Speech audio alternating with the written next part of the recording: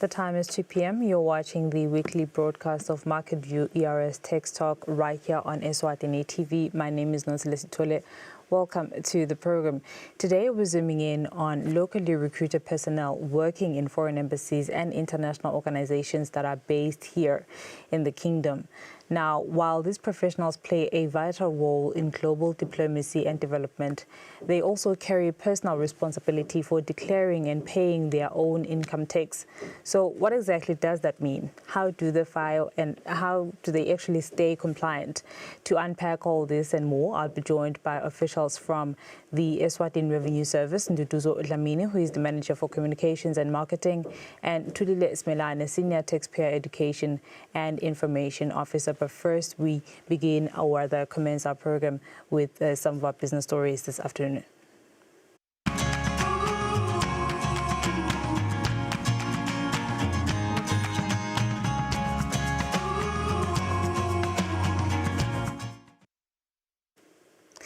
In our business update, the director of the German Cooperative and Raiffeisen Confederation, which is doing consultancy on the establishment of a cooperative bank in the country, Fernando Espinosa, says he believes that in about a year and a half, the country could establish a cooperative bank if all the foundation work is completed and done right. Espinosa was speaking at the Royal Villas in Eswatini during the Eswatini Cooperative Bank Establishment First Roundtable engagement. The Principal Secretary in the Ministry of Commerce, Industry and Trade, Melusi Masuku, who was representing the Minister, Honorable Mangoba Kumalu, says they have gathered cooperatives from around the country to get their views on how the cooperative bank should be formed and run. He added that the consultant, DGRV, is present to guide the discussion as they have knowledge and expertise on how such banks operate. Nekubolekisa talapha ekhaya eSwatini ukuthi sesitho sitohlanganisa tinhloko sibonisana ukuthi njengoba setithuthuka kangaka ngabe ngeke kube kuhle ukuthi sale kuba khona libhange lekonga nekubolekisa lapha eVen. So ke sihlangane ke nema experts la sayihambile yona lendlela labaqhamuka eVen laseJalimani lokungibokwe la lesinabo namhlanje nabatosikhulumisa ngekusiluleka ukuthi kuze sifinyelele la sifise kufinyelela khona kufuna sende njani silive la kangwane. Ali, who is a consultant, says governance is one of the key pillars in running a cooperative bank. I think it's key to consider how can this cooperative bank have both the spirit and the principles of the cooperatives and at the same time run professional, reliable, as transparent as the big banks we know. So that members know, SACCOs know, cooperatives know, if I bank with the Eswatini Cooperative Bank, my money is safe, I can bank on the bank. Fernando Espinosa, DGRV's program director, says the dream for Eswatini to have a cooperative bank is not far-fetched. All the SACCOs that are working at the moment in the country, they need to have some kind of second-tier cooperative that can help with financial instruments that will also help the primary cooperatives and the membership. So that's why we think that it's really important to have this management through the second tier cooperative and also trying to find new markets for those SACCOs working in the country. And it's not also for the SACCOs, it's for the whole cooperative movement as a whole. We hope that we can have this in the next 1.5 years. That's the challenge that we have. In some way, we were talking about that this is going to be a dream, but I think that it's the goal that the system have. We are lucky that the government is supporting us in all the ways. Of course, there is some things that we need to think about it and maybe to change or adapt in order to have all the framework, the legal framework to work with this cooperative bank. President of the National Cooperatives Federation of Eswatini has shared the importance of having such a bank. As a sector, we have dreamed to have our finances in one pool, whereby we are able to leverage on the cooperative philosophy and the model of cooperative to be able to streamline financial services and activities for our cooperative members. The Principal Secretary in the Ministry of Commerce, Industry and Trade stated that cooperatives in the country manage over 3.5 billion emalangeni in assets and they are now entering a phase where they are enhancing liquidity management, strengthening professional capacity, and advancing digital transformation, which will be key to their growth and resilience. The ministry has also shared that Eswatini has about 1,500 cooperatives. Reporting, Nelson Dlangamandla, Vuminkosi Nzinisa, Ezulwini. The Happy Valley Hotel has declared a dividend of over 13.2 million emalangeni to the Eswatini National Provident Fund, ENPF, for the year 2024-2025. Chairperson of the board, Muzi Bell, stated that the Eswatini National Provident Fund, ENPF, is the 100% shareholder, having invested in Happy Valley Enterprise, that is the Happy Valley Hotel. He said the hotel has been a great investment, having constructed 60 spacious rooms, upgraded its conference center to enhance exceptional guest experience and meet modern business and event standards, and recently added garden room security features, ensuring that all guests remain safe within the premises. As it stands, the hotel now has 123 rooms, garden room, pool-facing room, and the new wing. And that is your business brief this afternoon. We'll go for a break after that. Tech Talk with the ERS.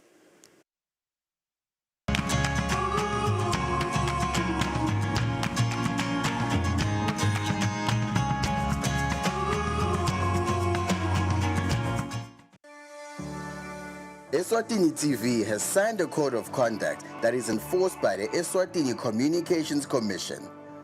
We are committed to reporting news that is accurate, comment that is fair, and programming that does not amount to hate speech or the description of gratuitous violence or explicit sex. For any complaints of our programming, please contact us on 2411-9600 or email info@eswatinitv.co.za. You can also contact the Eswatini Communications Commission on 2406-7000 or write a letter to ECCOM on PO Box 7811 Mbabane. Email address is info@ecom.org.sz.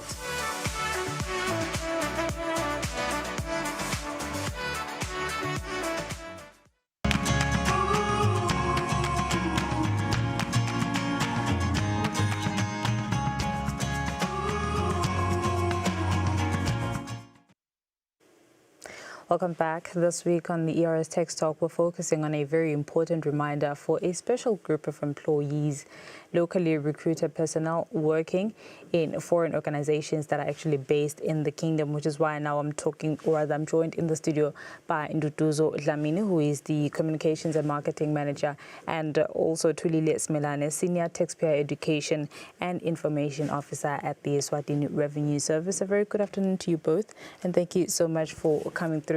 Tulile, I'd like to start with you. Who exactly are locally recruited personnel? Thank you, Natalie, and good afternoon to our viewers.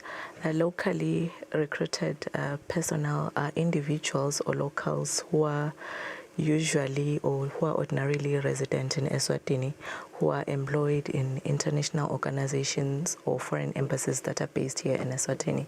Right. So the special category of employees, because unlike most people who are employed locally,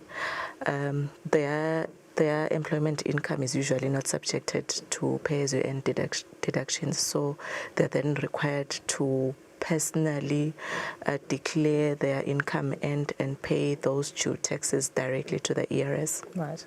Duduzo, these are non-Swazi individuals but are based in the kingdom.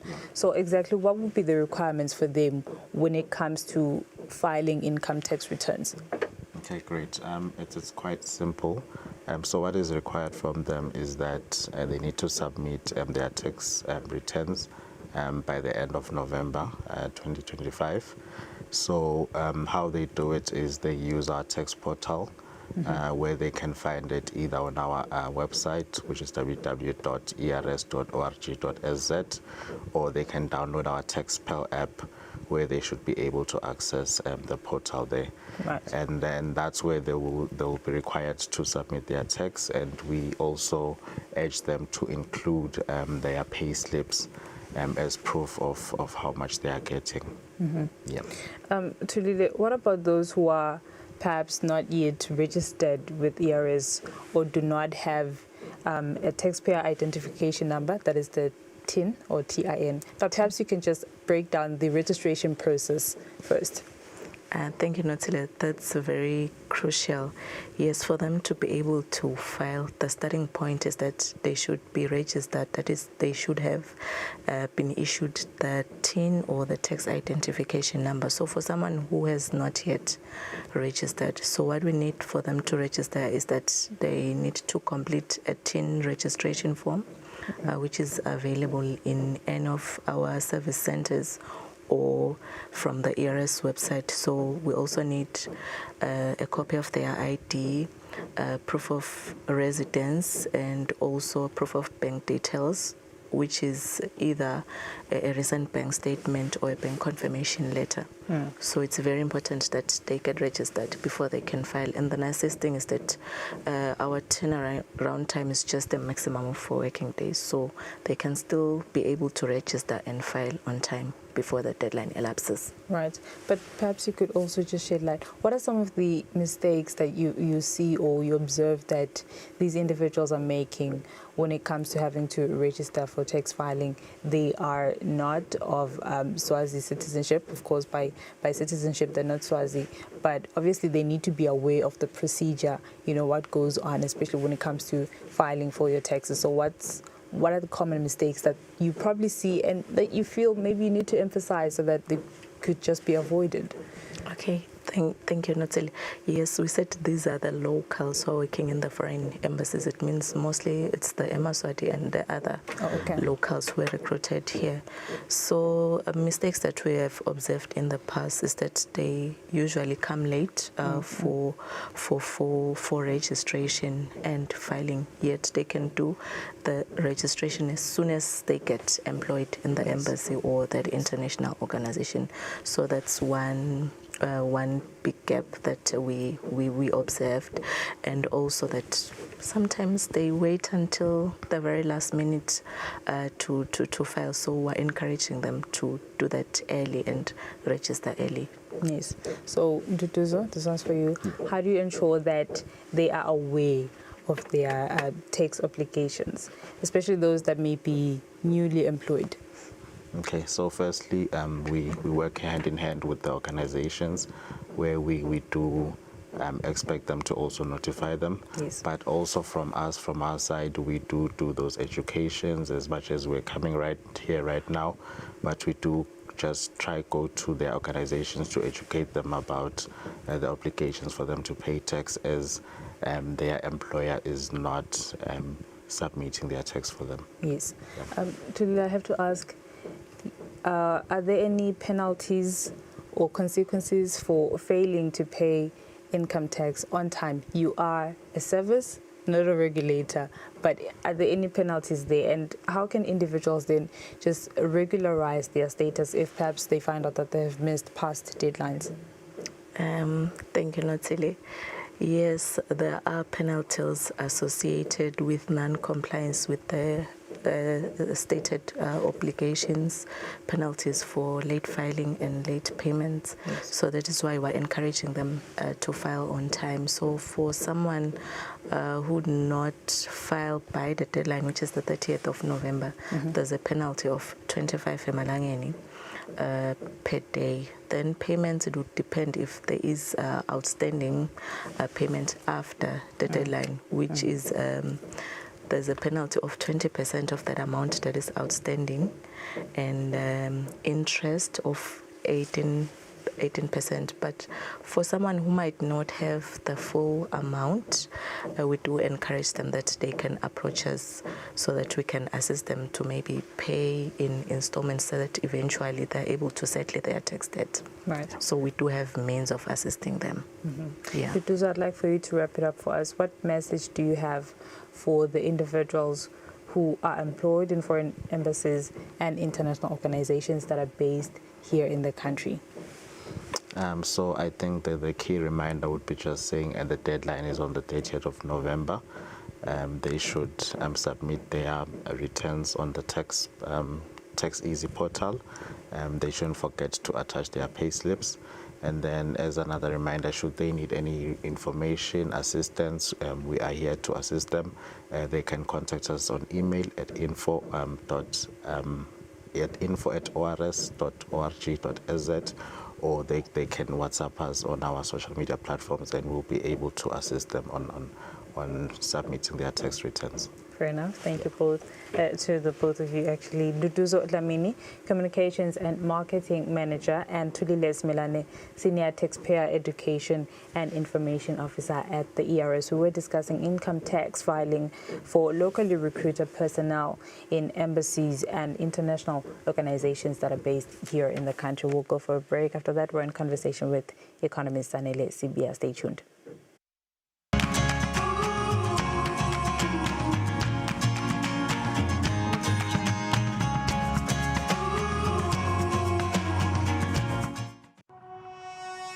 When you choose your adventures, you do so with an open heart and a desire for the unexpected. You embark on journeys to discover new worlds full of wonder. You choose a path to awaken your senses, a world to make you look up and realize just how inspiring this life can be. Arrive and awaken your heart. Explore life in ways only thought possible in your dreams. Discover just how far you go to expand your understanding of life's greatest mysteries. There's just one place on this planet with so much to offer. Now is the time for you to have the royal experience.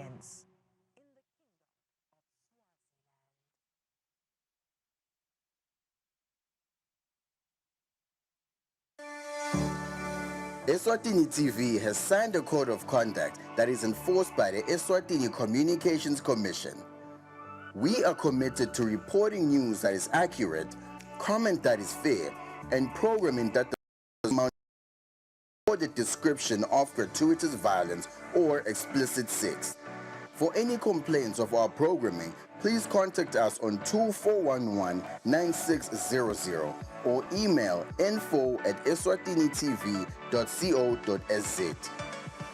You can also contact the Eswatini Communications Commission on 2406-7000 or write a letter to ECCOM on PO Box 7811 Mbabane. Email address is info@ecom.org.sz.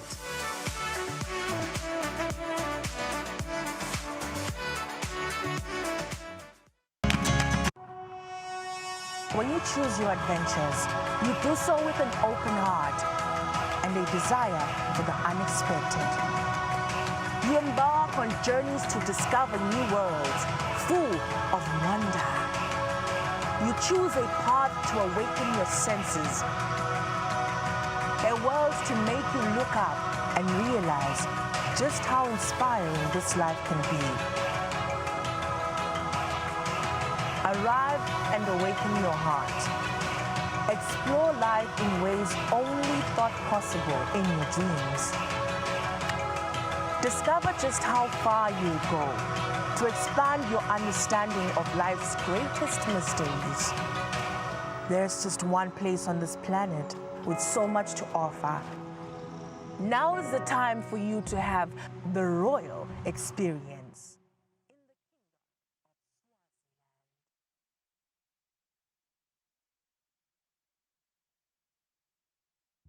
Hi, I'm Golda. I work here at the IMF. Our aim is to provide the best possible advice on economic policy to our member countries, helping them to create conditions so everyone prospers from economic growth. One question our economists are always getting: how can we reduce poverty and foster inclusive growth? There are a few ways to think about it. Some say the government should be heavily involved in the economy, with regulations to keep people safe and high taxes that fund and support a healthy, well-educated and inclusive society, even if it's at the expense of higher growth. Others believe that the government should have little or no part to play in the economy. Lower taxation means more money in everyone's pockets. More individual freedom, they say, means more economic growth overall. But maybe there's a target we all could be shooting for: the best policies on inclusion and growth. Essentially, inclusive growth is about making the economic pie bigger and sharing those slices more widely. So, how do we get there? By aiming for a middle ground. Both sides mostly recognize the need for social safety nets, public pensions, unemployment insurance, food programs. These measures prevent extreme poverty and provide a basic standard of living. At the IMF, inclusive growth is central to our work because reducing poverty is in everyone's interest. Part of having a free and equitable society is ensuring we all benefit from its growth, no matter who we are. And it's not just about creating a fair and equal chance to succeed for individuals, regions, or countries. It's about distributing growth fairly for future generations too. Overall, inclusive growth is based on the idea that wealth creation, economic freedom, and equal opportunity can and should coexist.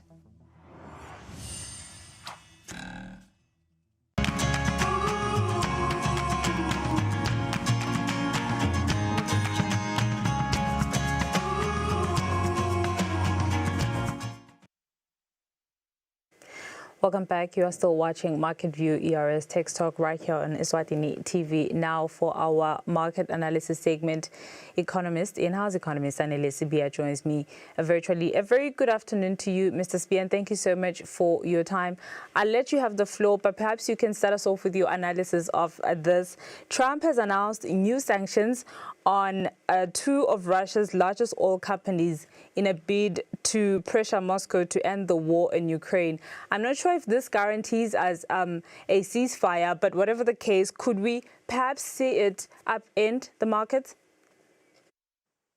Thank you, Notsile. So that basically is what we've been expecting President Trump to do, basically just get tough with Russia, because what he's been doing all along was somehow causing up to Russia. But in terms of whether that's going to cause shivers on the markets, yes, most definitely it will, because what it most likely will do is we're going to see a flurry of tariffs and sanctions going on into the Russian markets, and that might upset the oil market a bit. And as we know that India and China are the biggest buyers of the Russian oil, so we don't know what that's going to do, but it will likely have impacts on the markets if it does go through, not selling. But what we're seeing in terms of the stock markets is a bit of losses within the US market, not even a bit of losses. We're seeing quiet market losses there, being led by the fact that we are seeing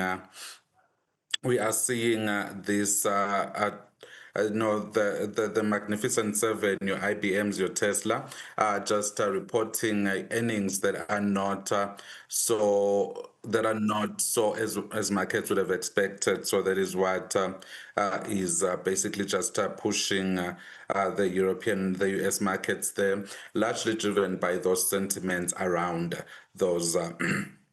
Around those earnings. And then further, what we woke up to today was, the Treasury Secretary stating that they might add a bit of more tariffs on China, more especially on US tech software. So now what that means is the tech giants are not going to be doing as well as we'd want them to do.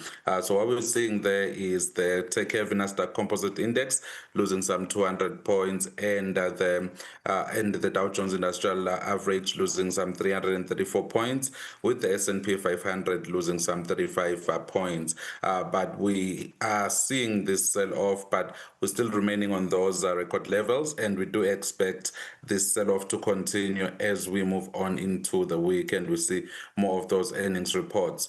And then moving across into Europe, Again, there's a bit of mixed performance in Europe, largely driven by the fact that there are those talks around the tariffs, and then once those tariffs get to hit China, we are most likely going to feel it across the board, because what that means is there is going to be weaker demand coming from quite a number of those transmission channels. So what we're seeing there in Europe is the London Stock Exchange is basically flatlining there, with the FTSE 100 gaining some 60 points in today's trade. And do note that these markets are also watching happenings and occurrences within the US. And then the DAX remains on the negative territory, largely driven by that manufacturing data and whether Germany can sort its debt crisis.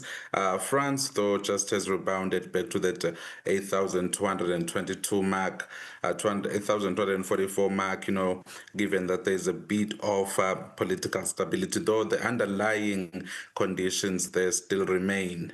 And then when we move forward into Japan, we'll see that that election frenzy there around the election of a market-friendly prime minister has somehow waned off the markets, and also, that counter effect of those, that domino effect of the poor earnings within the techs in the US, and the talks of the new tariffs, coming into 1 November. So what markets are trying to read now is, has President Trump actually reneged on that 1 November promise, or President Trump is going to continue coming into November 1?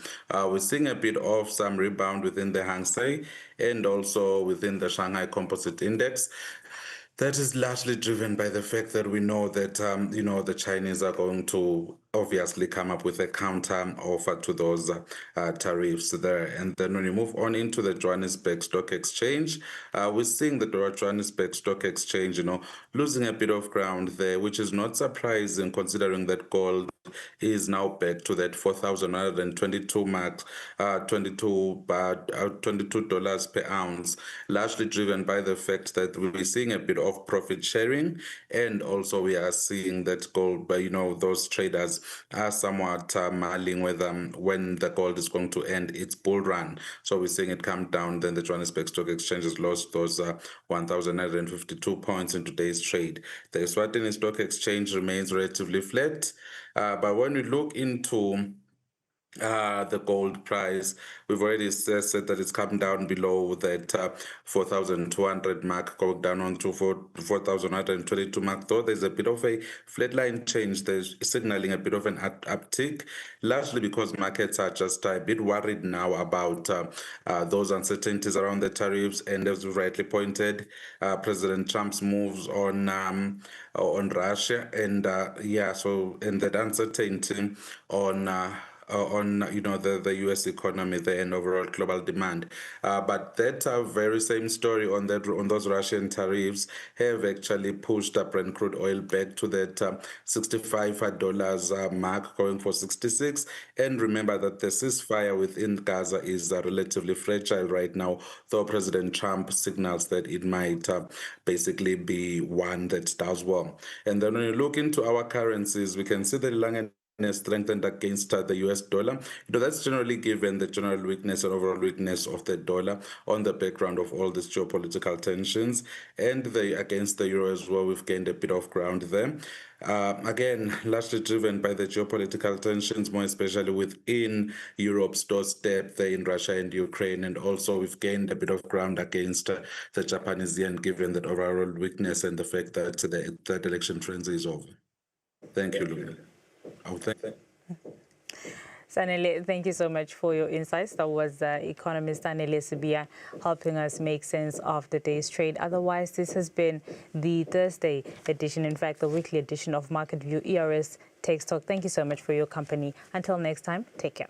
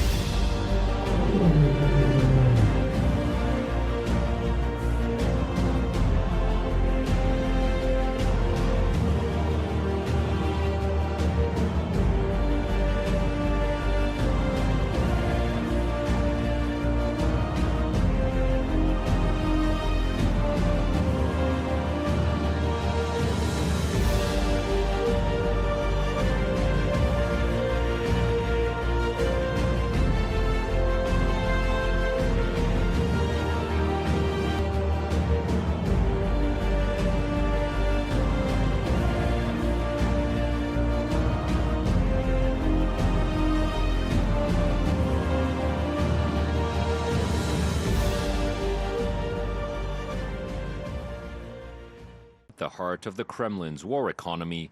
Donald Trump on Wednesday imposed sanctions on Rosneft and Lukoil, Russia.